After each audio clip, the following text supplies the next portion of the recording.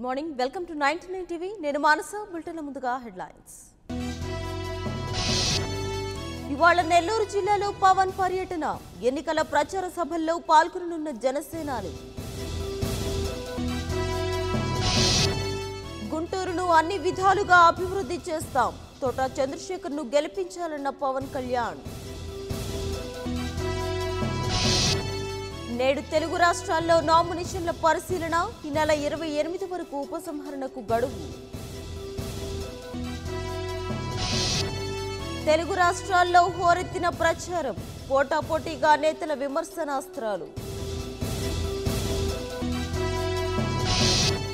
ఢిల్లీలో మన మాట వినే సర్కార్ రావాలి మోదీపై భ్రమలు పోయాయన్న కేటీఆర్